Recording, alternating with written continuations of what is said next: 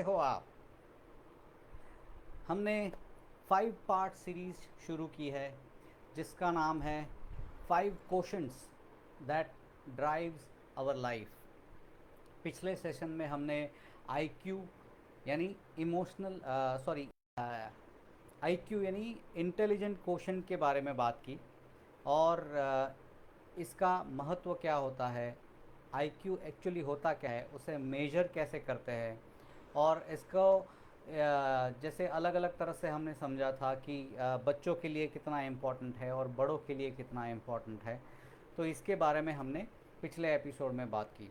दोस्तों आज पार्ट 2 यानी सेकंड क्वेश्चन की बात करेंगे हम, और ये बहुत बहुत बहुत ज़रूरी है हम सब की लाइफ में। ये पांचों में से मैं इसे सबसे ज़्यादा इम्पोर्टेंस दूंगा क्योंकि ज़िंदगी के मैक्सिमम डिसीजंस हम इस क्वेश्चन की वजह से लेते हैं और इसका नाम है इमोशनल क्वोशंट। जी हाँ दोस्तों, इमोशनल क्वोशंट, हमारे फीलिंग्स, हमारे इमोशंस बहुत बड़ा रोल प्ले करते हैं हमारी लाइफ को ड्राइव करने में। दोस्तों मैं हूँ Nehal Gandhi, founder of life skill factory, और हम हमेशा बात करेंगे हेल्थ, वेल्थ और हैप्पीनेस की। मेरा मिशन है एज अ ट्रेनर और मोटिवेटर 1 करोड़ लोगों को 2025 तक हेल्थ, वेल्थ, हैप्पीनेस के बारे में पॉजिटिवली इम्पैक्ट करना, उनका हेल्थ, वेल्थ और हैप्पीनेस का लेवल बढ़ाना। तो आइए बात करते हैं आज के क्वेश्चन की, और वो है इमोशनल क्वोशंट।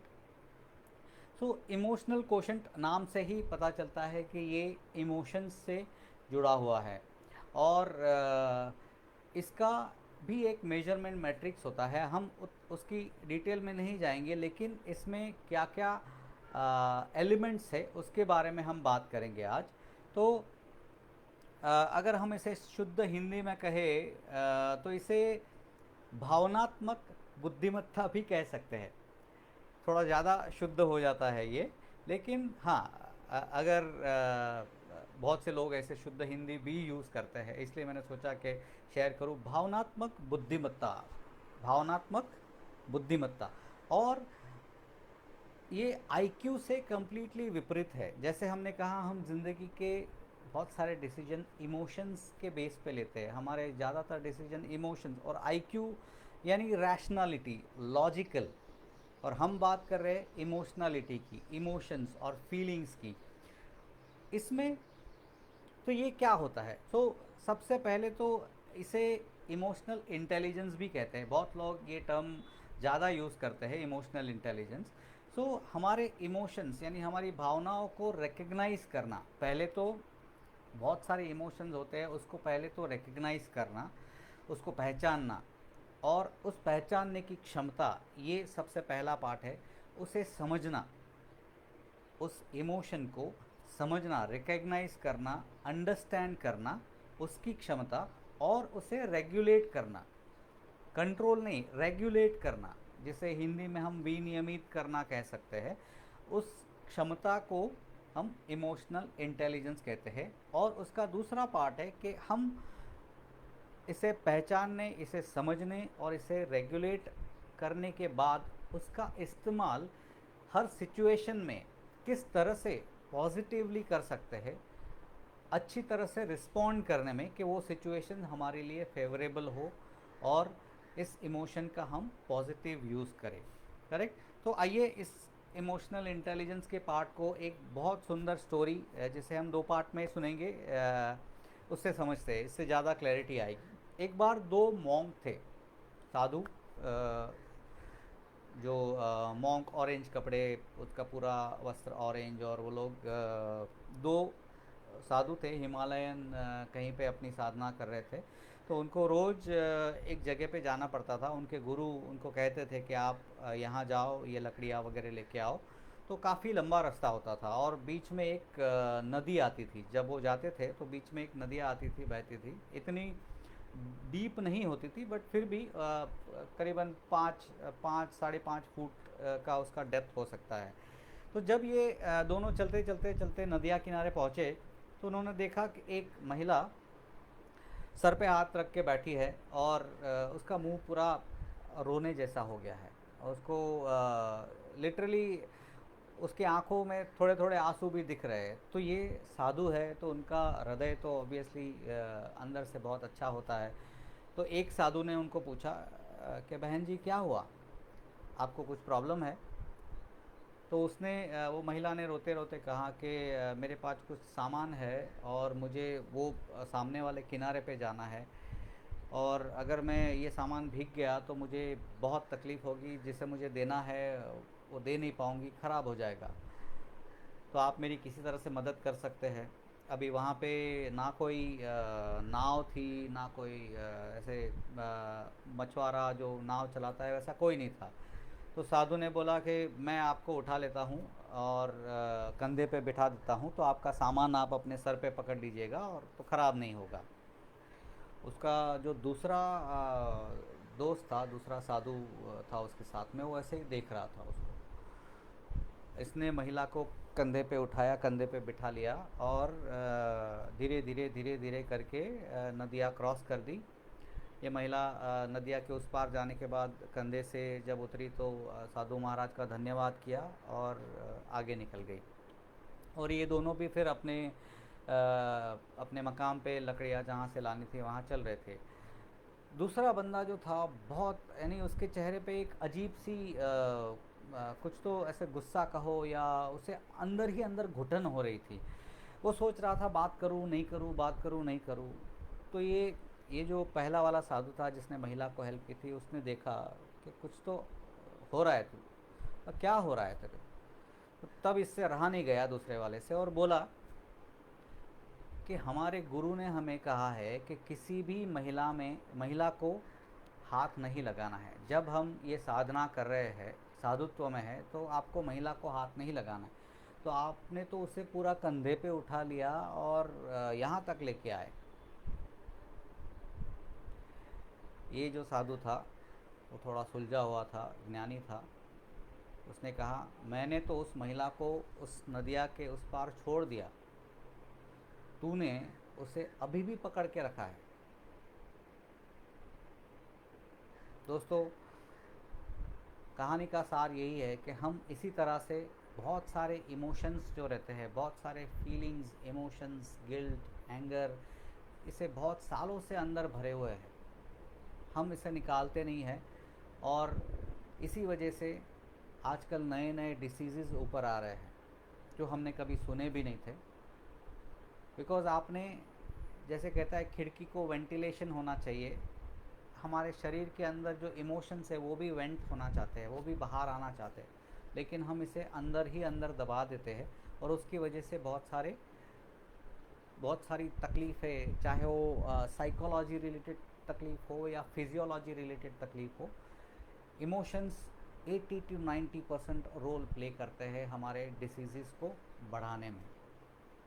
तो ये तो एक पहला पार्ट था स्टोरी का। इसे और थोड़ा हम आगे डिटेल में समझते हैं कि रियल लाइफ में आप कहोगे हाँ वो तो साधु महात्मा था, तो रियल लाइफ में जो मैंने मेरे फ्रेंड से ये स्टोरी शेयर किया था उसके बारे में बताता हूँ मैं। एक मेरा फ्रेंड है जो एंटरप्रेन्योर है, छोटा सा बिज़नेस चलाता है आईटी का। ये करीबन दो ढाई साल पहले की बात है। और तब मुझे पता था कि उसने एक बिज़नेस चालू किया है। और बीच बीच में कहीं ना कहीं से, बिकॉज़ हम लोग बहुत सारे कॉमन फ्रेंड्स हैं, तो बातें होती है तो पता चलता है, एक दूसरे के बारे में बात करते हैं तो पता चलता है कि अरे हाँ उसका बिज़नेस कैसे चल रहा है। पता चलता था कि हाँ चल रहा है, कर रहा है कुछ ना कुछ। और ऐसे ही करके बहुत टाइम निकल गया। और एक दिन मैंने ऐसे ही उसको हाय हेलो करने के लिए फ़ोन किया। वो बोला हाँ ठीक हूँ, क्या कर रहा है? मैं बोला चल ना चाय पे मिलते हैं। वो बोला ठीक है आ जा। तो मैं उसके ऑफिस गया और उसके साथ ऐसे ही बैठ के हम लोग जनरल गपशप कर रहे थे। उसका बॉडी लैंग्वेज बहुत ही ढीला ढाला लग रहा था। और वो एकदम, यानी जैसे नर्वस आदमी, डिप्रेस्ड आदमी कैसा लगता है उस तरह से पूरा हो गया था, ज़्यादा खुल के बात नहीं कर रहा था। तो बातों बातों में ऐसे ही बात निकली और मैंने उससे थोड़ा और डिग किया कि क्या तू ठीक नहीं लग रहा है, सब कुछ ठीक चल रहा है, तेरा धंधा ठीक चल रहा है, तेरे परिवार में सब ठीक ठाक है? तब वो थोड़ा खुला और उसने एक इंसिडेंट उससे शेयर किया कि यार जब मैंने ये बिज़नेस चालू किया तो एक बंदे को रिक्रूट किया था, और बहुत अच्छा बंदा था वो, और वो पूरा मेरा सेल्स संभालता था। और उसने बहुत सारे क्लाइंट लाए, धंधा बहुत बड़ा, और इसलिए इसकी वजह से मैंने बहुत सारा स्टाफ बढ़ा लिया। उसको फिर मैंने मैनेजर बना दिया, उसके नीचे टीम दे दी। और सडनली 6 महीने के बाद, अभी 6 महीने पहले, एक इंसिडेंट हो गया जहाँ पे वो एकदम मेरे पास आया, बोला सर मेरा जो कमीशन है मुझे चाहिए वो। तो मुझे पता था कि उसके कुछ ऑर्डर्स आए हुए हैं और एग्जीक्यूशन चल रहा है। तो मैंने कहा कि हाँ मैं जानता हूँ तेरा कमीशन ड्यू है, लेकिन ये ऑर्डर एग्जीक्यूट हो जाने दे, पेमेंट आ जाने दे, उसके बाद मैं तेरे को देता हूँ। बोला नहीं नहीं सर मुझे अभी चाहिए, ये मेरा ड्यू है, ये तो मेरा हक का पैसा मांग रहा हूँ, मैं थोड़ी आपसे दूसरा कोई पैसा मांग रहा हूँ। मैं बोला हाँ दोस्त, मिल जाएगा, तो थोड़ा रुक जा, ये पैसे आ जाने दे, बिकॉज़ बड़ी अमाउंट है तो मैं ऐसे ही तुझे दे नहीं सकता। और उसका टेम्पर एकदम हाई हो गया, वो गाली गलौज पे उतर आया और बोला सर मैं देख लूँगा, मैं अपना पैसा मांग रहा हूँ फिर भी आप मदद नहीं कर रहे हो, इतने साल से मैं इतना सारा आपके लिए काम किया। और वो ऐसे ही गुस्से में फिर बहुत गंदी गंदी बातें करके चला गया ऑफिस से, और उसने रेजिग्नेशन डाल दिया। मैंने उससे उसके बाद भी कांटेक्ट करने की कोशिश की, ये मेरे दोस्त ने कहा, और बट वो फ़ोन नहीं उठा रहा था, और पता चला कि कहीं और उसने जॉब ढूंढ लिया है। तो मैंने अपने दोस्त से पूछा, हाँ ठीक है ये तो हर बिज़नेस में होता है, और अगर कहीं ना कहीं उसका पैसा बाकी है, अगर आ गया है तो दे देना। तो बोला हाँ मैंने ट्राई किया लेकिन उसका कांटेक्ट ही नहीं हो पा रहा है। लेकिन तो फिर तो अभी डिप्रेस क्यों लग रहा है? तो तब बोला कि यार पता नहीं, मैं इस चीज़ से उभर नहीं पा रहा हूँ। मैंने उसे पूरी तरह से नर्चर किया, उस पर विश्वास रखा, उसको बहुत सारा रिस्पॉन्सिबिलिटी दिया, उसका पगार भी बहुत बढ़ाया मैंने, लेकिन कहीं ना कहीं उसने मेरे बहुत सारे एम्प्लॉयज़ को भी अपने पास खींच लिया, और तब से मेरा मन नहीं लग रहा है। मैं हमेशा एक गुस्से में रहता हूँ, एक गिल्ट फीलिंग में रहता हूँ। और तब मैंने ये स्टोरी उसको सुनाई थी, साधु वाली, और तो उसने बहुत ध्यान से सुनी, और उसकी आंखें उसकी आंखों में बाद में मैंने चमक देखी। वो ज़्यादा कुछ बोला नहीं, और बाद में हम ऐसे ही थोड़ी बहुत और बातें करके फिर हम अलग हो गए। और 3-4 महीने बाद मैंने उससे वापस फ़ोन किया, कैसा है क्या है? तो उसकी आवाज़ में वो खनक दिखाई दी, अरे नेहल हाउ आर यू, कैसे है, आजा यार पार्टी करते हैं आज। बोला अरे वाह, क्या कोई बड़ा ऑर्डर हाथ लग गया लगता है? हाँ यार ज़बरदस्त चल रहा है, बहुत अच्छे अच्छे ऑर्डर्स आ रहे हैं। और मैं फिर उसको मिलने गया, और पूछा, अरे यार तुझे मालूम है तू आया था लास्ट टाइम, तूने वो एक स्टोरी सुनाई थी मुझे। मैं बोला हाँ वो मॉन्क वाली स्टोरी।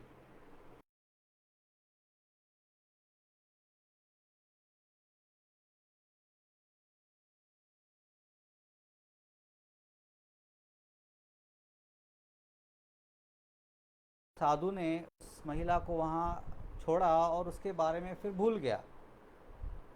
तो शायद मैं वो दूसरे साधु जैसा कर रहा हूँ कि उससे उस एंगर, उस गिल्ट को पकड़ के चला आ रहा हूँ। और दोस्त इसने सच में, मैं तेरा बहुत शुक्रगुजार हूँ। मैंने बोला यार ऐसा कुछ नहीं है, मैंने कुछ सुना था वो तुझे शेयर कर दिया। नहीं नहीं यार, इसकी वजह से मैं पूरी तरह से फ्री हो गया, मेरा माइंड फ्री हो गया, इमोशनली फ्री हो गया, और अब मैं फ्यूचर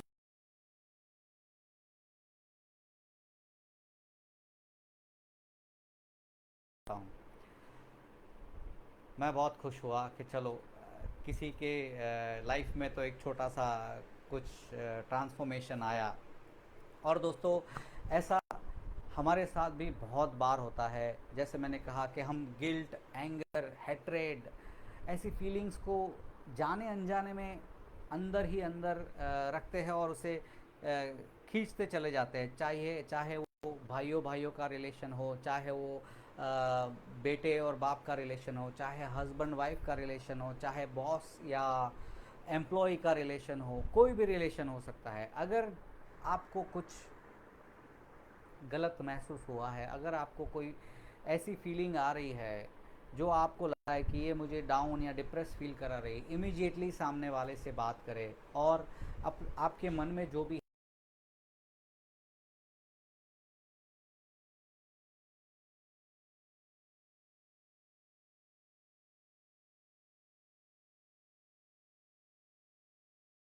तकलीफ़ें इनवाइट करते हैं।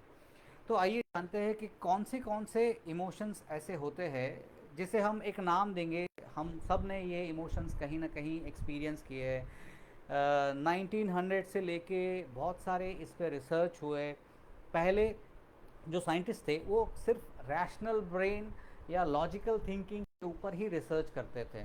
इसके ऊपर सबसे ज़्यादा रिसर्च चालू हुआ 1970s के बाद, और 1980s या 1990 में डैनियल गॉलमन करके एक बहुत बड़े साइंटिस्ट हो गए जिन्होंने इमोशनल इंटेलिजेंस के ऊपर बहुत डीपली काम किया। आप उनको गूगल पे भी ढूंढ सकते हो, डैनियल गॉलमन। उन्होंने बहुत सारे बुक्स भी लिखे हैं इमोशनल इंटेलिजेंस मास्टरी के ऊपर। अगर आपको टाइम मिले, आपको इंटरेस्ट हो, तो आप ज़रूर पढ़िएगा, बाय कीजिएगा। चाहिए तो मैं डिस्क्रिप्शन उस बुक का मेरे यूट्यूब के वीडियो के लिंक में भी डाल दूँगा, आप उसे एक्सेस कर सकते हो। तो आइए कुछ इमोशंस जो है उसको हम लेबल करते हैं, उसको जानते हैं। पहले तो हैप्पीनेस वाला emotion, joy, contentment, satisfaction and surprises, pleasant surprises. और दूसरे हैं जैसे sadness, anger, hatred, disgust, worthlessness. कभी कभी हम बहुत वर्थलेस फील करते हैं। एनिमिटी, दुश्मनावट, हेट्रेड, फियर, किसी चीज़ का फियर होता है, हमें हाइट का फियर होता है, जैसे जंगल में जाना हो तो एनिमल्स का फियर होता है, या फेलियर का फियर होता है, बहुत सारे फियर।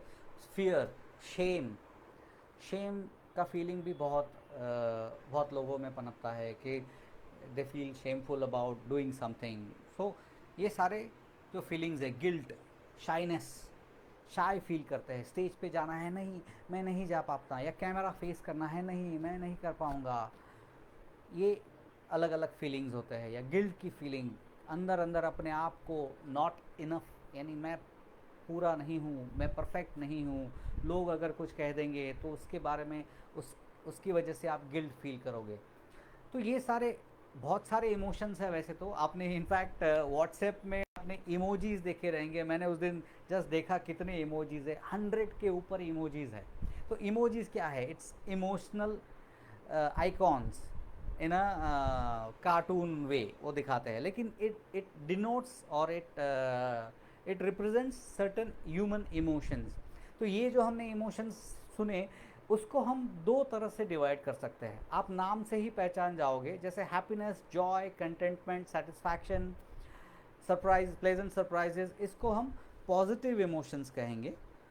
और जैसे सैडनेस, एंगर, फिर एनिमिटी, गिल्ट, शाइनेस, शेम, ये सारे नेगेटिव इमोशंस। तो इसे आप दो प्लेन में डिवाइड कर सकते हो। पॉजिटिव इमोशंस वो होते हैं जो आपकी बॉडी को एनर्जी से भर देते हैं। व्हेन यू आर जॉयफुल, एक बॉडी में एनर्जी आ जाती है ना, you feel like dancing, you feel like wow, I am happy, I am happy, I am on top of the world. When you are contented, yes, you feel peace, you feel calmness, आप अंदर से खुशी महसूस करते हो। और उसके बाद जब नेगेटिव इमोशंस होते हैं, जैसे एंगर आता है, सो वो आपकी एनर्जी को डिप्लीट करता रहता है। आप चाहे दिन में आपने कितना भी योगा प्राणायाम किया हो, वो अगर रेगुलर करते हो तो एंगर आना बंद हो जाएगा। लेकिन अगर आपने एक्सरसाइज की हो और आप किसी वजह से एंग्री हो, तो वो फीलिंग आपके अंदर की जो एनर्जी आपने मॉर्निंग में जनरेट की उसे डिप्लीट करती जाएगी, उसे कम करती जाएगी, राइट। सो ये बेसिक डिफरेंस है इमोशंस में, पॉजिटिव इमोशंस और नेगेटिव इमोशंस। और इसे सबसे पहले हमने बोला कि रिकग्नाइज करना है। आप जब इमोशंस को रिकग्नाइज करते हो, जैसे आप बोलोगे कैसे रिकग्नाइज करना है? बहुत बार, ज़्यादातर बार ये स्पॉन्टेनियस होता है, लेकिन हम नीचे कुछ टेक्निक डिस्कस करेंगे, इसके आगे कुछ टेक्निक डिस्कस करेंगे, तो जो आपको ये रिकग्नाइज करने में भी हेल्प करेगा। बहुत बार एक सिंपल एग्जांपल लेते हैं कि घर में बच्चे ने कैडबरी या चॉकलेट खा के रैपर ऐसे ही नीचे डाल दिया है, तो हमारा रिएक्शन कैसा रहता है? साधारण रिएक्शन, कॉमन जो होता है वो, मैंने तेरे को कितनी बार बोला है चॉकलेट खा के ये रैपर नीचे नहीं डालना है। ये एक कॉमन रिएक्शन हो गया। लेकिन जो बंदा इमोशनली इंटेलिजेंट होगा, जिसका इमोशनल क्वोशंट हाई होगा, वो कैसे रिएक्ट करेगा? बेटा, तेरी ये आदत मुझे गुस्सा दिलाती है, और आप उसे 5 सेकंड सिर्फ स्टेयर कीजिए। कभी कभी ना बोलना ये बोलने से ज़्यादा काम कर जाता है, और आप जब स्टेयर करेंगे वो समझ जाएगा और उठा के उसको डाल सकता है। या आप सिंपली स्टेयर नहीं करना है तो आप ये भी, तेरी ये आदत मुझे गुस्सा दिलाती है, तुझे पता है इससे चींटियाँ भी हो सकती है। तो this is the difference between reaction and responding, और emotional intelligent person will always respond rather than reacting. So हमने क्या किया, वो जो बंदा है उसने रिकग्नाइज़ किया कि तेरी ये आदत मुझे गुस्सा दिला सकती है या गुस्सा दिलाती है। तो उसे मालूम है कि गुस्सा, ये जो मेरा इमोशन है, इस आदत से बाहर आता है, राइट। तो उसने वो लेवल पे पहुंच गया कि वो अपने इमोशन को रिकग्नाइज़ कर रहा है, और गुस्सा करने के पहले वो कहता है कि ये होने से मुझे गुस्सा आ सकता है। तो दोस्तों, ऐसे ही जब हम कुछ प्रैक्टिस करते हैं इमोशन को रिकग्नाइज़ करने की, धीरे धीरे हम उसमें माहिर होते हैं, और हम देखते हैं कि हमारी लाइफ और स्मूथ हो जाती है, करेक्ट। और जैसे हमने पॉजिटिव और नेगेटिव इमोशंस की बात की, पॉजिटिव इमोशंस ये एक टीम को वर्ल्ड कप भी जिता सकते हैं, और दो कंट्रीज़ के बीच में वॉर भी खड़ा कर सकते हैं। जब दो प्रेसिडेंट अगर एंगर से भरे हुए हैं, वॉर होने में टाइम नहीं लग सकता, राइट। तो इसी तरह से मुझे सुल्तान फिल्म बहुत पसंद आई थी, जिसका एक डायलॉग मेरे जहन में उतर गया है कि सुल्तान को सिर्फ एक ही आदमी हरा सकता है, सुल्तान को सिर्फ एक ही आदमी हरा सकता है, और वो है खुद सुल्तान।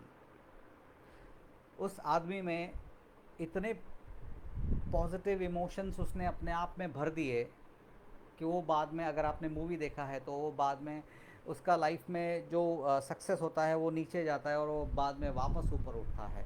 तो उसने अपने इमोशंस को पॉजिटिवली यूज़ किया अपने आगे की मैचेस को जीतने के लिए। तो दोस्तों, आप अपने इमोशंस को किस तरह से यूज़ करते हो, ये बहुत बहुत ज़रूरी है, और ये आपको जिता भी सकता है, हरा भी सकता है, ये आपको हैप्पी भी फील करा सकता है, ये आपको सैड भी फील करा सकता है, या डिप्रेस्ड भी कर सकता है।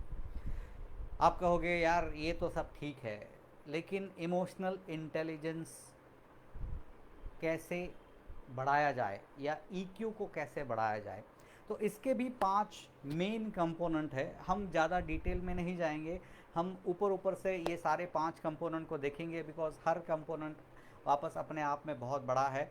इसके लिए नॉर्मली मैं वर्कशॉप्स करता हूँ। इनफैक्ट मैंने खुद ने इमोशनल इंटेलिजेंस का सर्टिफिकेशन किया हुआ है, और मैं इसके वर्कशॉप्स ऑनलाइन और ऑफलाइन भी लेता हूँ। अगर आगे मैं प्लान करूँगा तो आप लोगों को ज़रूर ज़रूर इनवाइट करूँगा, आप इसे ज़रूर अपने आप को इसका मौका दीजिएगा, क्योंकि अगर आप ये करते हो तो आप देखोगे कि आपके रिलेशनशिप्स, आपका जो सोसाइटी में व्यवहार है, आपकी सराहना होने लगेगी दोस्तों। तो मैं डेफिनेटली आपको इन्फॉर्म रखूँगा। तो आइए जानते हैं इस 5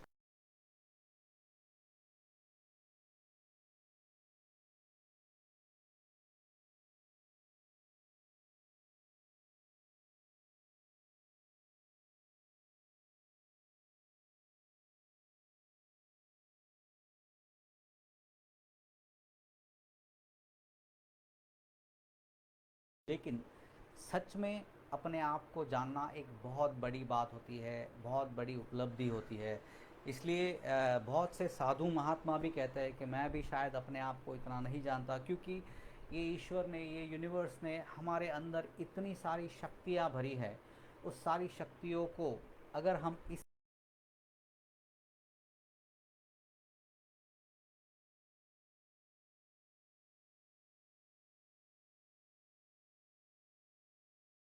अपने आप पे जीत पा सकता है, और जो अपने आप पे जीत पा सकता है वो और किसी भी चीज़ पे जीत पा सकता है। इसलिए कहते हैं कि जितना आप अपने आप को जानोगे, उतना आपके लिए अच्छा होगा। और जैसे हमने कहा कि आपको सिर्फ ये जानना है, बहुत ज़्यादा डीप में भी अगर नहीं जाते तो, कि आपको कौन सी चीज़ गुस्सा दिलाती है, कौन सी चीज़ इरिटेट करती है, कौन सी चीज़ों से आपको खुशी फील होती है, आप जॉयफुल फील होते हो, या फिर कौन सी चीज़ आपको पीस ऑफ माइंड फील कराती है, आप अंदर से शांत हो जाते हो, आप पूरी तरह से कंट्रोल रहते हो। तो ऐसे कुछ सिंपल टेक्निक्स जो हम आगे मैं सेल्फ अवेयरनेस का एक वीडियो बनाऊंगा जिसमें बहुत सारी टेक्निक्स है जो यूज़ कर सकते हैं, लेकिन एक सबसे सिंपल टेक्निक है मेडिटेशन। आप ब्रीदिंग मेडिटेशन कीजिए, ब्रेथ पे फोकस कीजिए, जो ब्रेथ अंदर आती है जाती है। अगर आप दिन में 10 मिनट भी करते हो, आप खुद देखोगे कि आपकी अपने बारे में अवेयरनेस बहुत बढ़ रही है।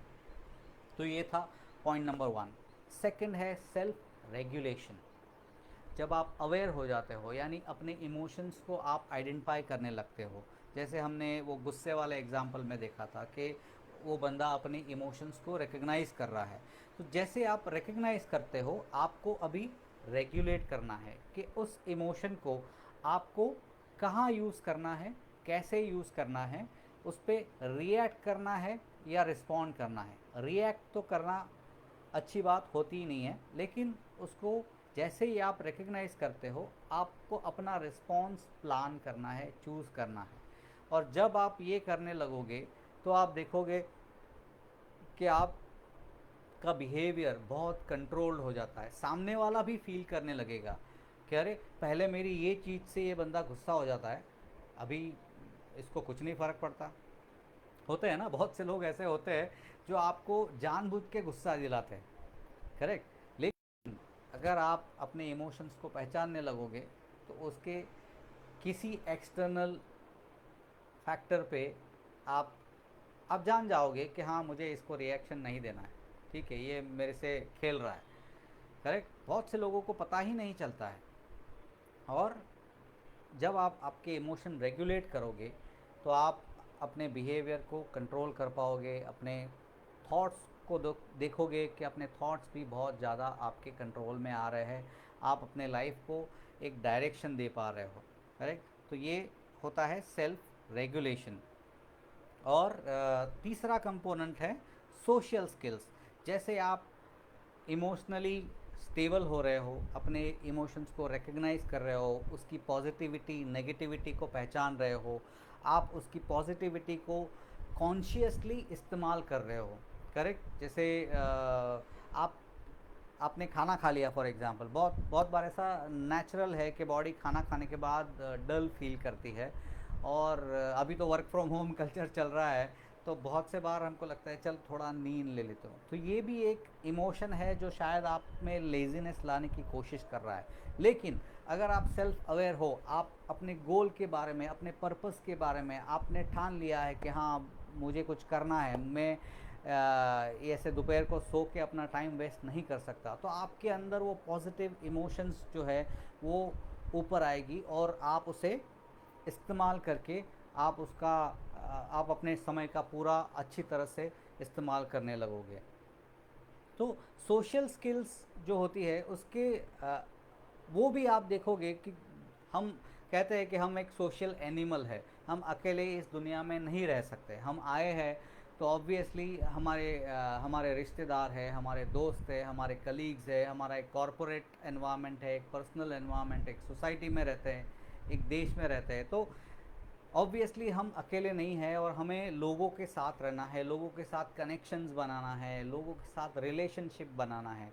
और रिलेशनशिप, ये एक स्टडी में कहा गया है कि इंसानी खुशी का सबसे महत्वपूर्ण कंपोनेंट होता है एक अच्छे रिलेशन। जिस आदमी के रिलेशन सबसे अच्छे हो वो कभी आपको दुखी नहीं नज़र आएगा, क्योंकि उसके पास पूरी फौज रहेगी जो उसको सपोर्ट करेगी, जो उसके आसपास हमेशा हर हर घड़ी रहेगी, और वो कभी अपने आप को अकेला नहीं फील करेगा। और जब आप अपने इमोशंस पे कंट्रोल पा लेते हो तो आपके रिलेशनशिप्स भी हमेशा अच्छे ही रहेंगे, क्योंकि आप नेगेटिव इमोशंस को अंदर पनपने नहीं दोगे और आप अपनी सोशल स्किल्स इम्प्रूव करोगे। और चौथा कंपोनेंट है एम्पथी। एम्पथी दोस्तों एक सिमिलर वर्ड है सिंपथी, जो बहुत कॉमनली यूज होता है। मैं सिंपथी की बात नहीं कर रहा हूँ। एम्पथी को अगर हम हिंदी में समझे तो सहानुभूति कह सकते हैं, लेकिन सिंपथी यानी दया का भाव। जब हम किसी हैंडीकैप व्यक्ति को देखते हैं जिसका हाथ या पैर कुछ टूटा हुआ हो या हैंडीकैप हो, उसे देख के हमें सिंपथी फील होती है, करेक्ट। या कोई गरीब व्यक्ति हो, उसे देख के हमें सिंपथी फील हो सकती है। लेकिन एक दूसरा एग्जांपल लेते हैं कि हमारे घर में अगर कोई बीमार हो, तो उसके बारे में क्या आप सिंपथी फील करोगे? नहीं, राइट। तो उसके बारे में आप एम्पथाइज करके उनको ठीक होने के लिए जो भी ज़रूरी है, चाहे डॉक्टर के पास ले जाना हो या दवाई टाइम पे देना हो या प्रॉपर केयर करना हो, तो आप एम्पथी दिखा रहे हो, ना कि sympathy. Sympathy will not help in that situation. So जो ज़्यादा अपने अंदर एम्पथी की फीलिंग को ला सकता है, कंपैशन की फीलिंग को ला सकता है, उसके भी रिलेशनशिप हमेशा अच्छे रहेंगे, वो ज़िंदगी में बहुत आगे निकल सकता है। तो एम्पथी 3 लेवल पे हो सकती है। जैसे हमने हमारे घर का एक एग्जांपल लिया, वो है पर्सनल लेवल एम्पथी, आपके करीबी लोगों के आसपास आप एम्पथाइज हो। दूसरी है प्रोफेशनल लेवल एम्पथी। प्रोफेशनल यानी हमारा बॉस और एम्प्लॉय का रिलेशन या वेंडर के साथ का रिलेशन। तो कभी कभी ऐसा बहुत बार देखा गया है सिचुएशंस में कि एम्प्लॉय कोई है जिसको कुछ तो पर्सनल प्रॉब्लम चल रहे, घर में हो सकता है ना, घर में बहुत से प्रॉब्लम है, और बंदा कैसे तो भी ऑफिस आ रहा है, काम करने की कोशिश कर रहा है। अगर बॉस एम्पथेटिक है तो इसको कैसे हैंडल करेगा? उसको बुलाएगा, उससे डिस्कस करेगा, क्या हुआ आजकल तो बड़ा डल दिख रहा है, कुछ प्रॉब्लम है? तो ये बंदा जब कोई इतनी अच्छी तरह से बात करेगा तो ऑब्वियसली थोड़ा ओपन होकर बात करेगा कि हाँ सर, थोड़ा घर में प्रॉब्लम हो रहा है और कुछ हेल्थ इश्यूज़ चल रहे हैं फैमिली मेम्बर्स के, तो इसकी वजह से मैं ध्यान नहीं दे पा रहा हूँ। तो ये अगर बॉस एम्पथेटिक है तो उसको समझ सकता है, उसको बोल सकता है कि हाँ ठीक है, तू घर पे ध्यान दे और अगर कुछ मदद की ज़रूरत हो तो बताना। अगर काम थोड़ा बहुत इधर उधर हो गया तो अपने दूसरे कलीग्स को बता देना कि ये बाकी है, तो वो लोग हैंडल कर लेंगे। लेकिन अगर एम्पथेटिक नहीं है बॉस, तो कैसे रिएक्ट करेगा? वो उस प्रॉब्लम को ध्यान भी नहीं देगा, उस एम्प्लॉई के मूड को भी ध्यान नहीं देगा। सीधा बोल सकता है, अरे तुझे वो रिपोर्ट बनाने को बोला, कितना टाइम लगता है, समझ में नहीं आता है? तो क्या किया, ये बेचारा एम्प्लॉय ऑलरेडी प्रॉब्लम में है, उसे और उसके ऊपर डांट दिया। तो जहाँ ये स्ट्रगल कर रहा है अपने परफॉर्मेंस को रिटेन करने की, उसका परफॉर्मेंस ऊपर जाएगा कि नीचे जाएगा? नीचे जाएगा, राइट। सो इसलिए एम्पथी बहुत बहुत ज़रूरी है। और तीसरी एम्पथी है सोशल लेवल एम्पथी। जैसे आप किसी कम्युनिटी प्रोजेक्ट में भाग ले सकते हो, बहुत सारे कम्युनिटी प्रोजेक्ट चलते हैं। मैंने अपने आप को इन्वॉल्व किया है, एक रिवर मार्च करके प्रोजेक्ट है जो जिसे मुंबई में बहुत कम लोग जानते थे कि 4 रिवर्स बहुत सालों पहले थी। I am talking about 1950 60s।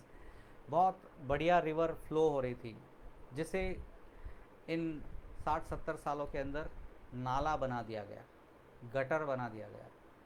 उसमें जो तबेले है या इंडस्ट्रीज़ है, उन सब का कचरा अंदर फ्लो हो रहा है, और आप देख रहे हो कि पूरा स्टिंक होता है, बास आती है। तो इनको सेव करने के लिए एक प्रोजेक्ट चल रहा है जिसमें मैंने पार्ट लिया है।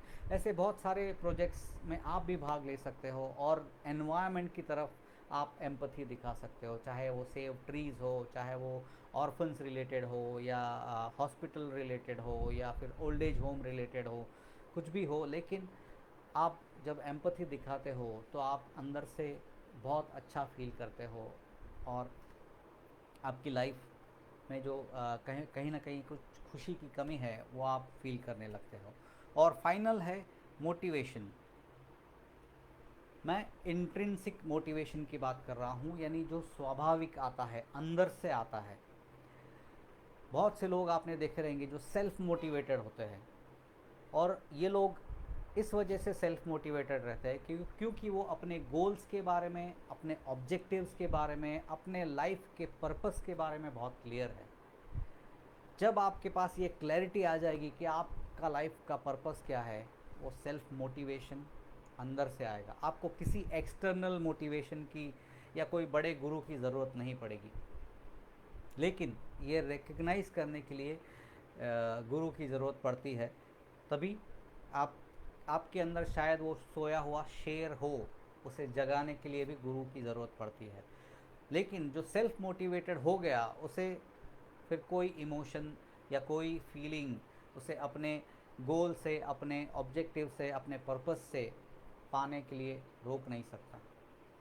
तो दोस्तों, ये 5 एलिमेंट अगर आपने मास्टर कर लिए तो आप इमोशनली बहुत स्टेबल हो जाओगे। You will be emotionally very very intelligent. इस हर एक कंपोनेंट को मैं और डिटेल में किसी वीडियो में प्लान करूँगा, जिससे आपको self awareness, self regulation, social awareness, motivation, ये सारी चीज़ों के बारे में और डिटेल में क्या क्या एक्टिविटीज़ करनी चाहिए वो शेयर करूँगा डेफिनेटली। और आज का टॉपिक हम यहीं ख़त्म करते हैं। आपके प्यार, आपके सहकार के लिए बहुत बहुत धन्यवाद। आशा करता हूँ आज के टॉपिक को मैं जस्टिस दे पाया और आपको इसमें वैल्यू मिली रहेगी।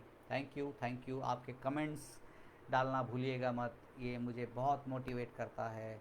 इसे शेयर करते रहिए बिकॉज़ ये बहुत महत्वपूर्ण टॉपिक है। We want to create emotionally intelligent generation. इसे यंगस्टर्स में भी फैलाइए और उन्हें इमोशनली इंटेलिजेंट बनाने में मदद कीजिए। Thank you. Thank you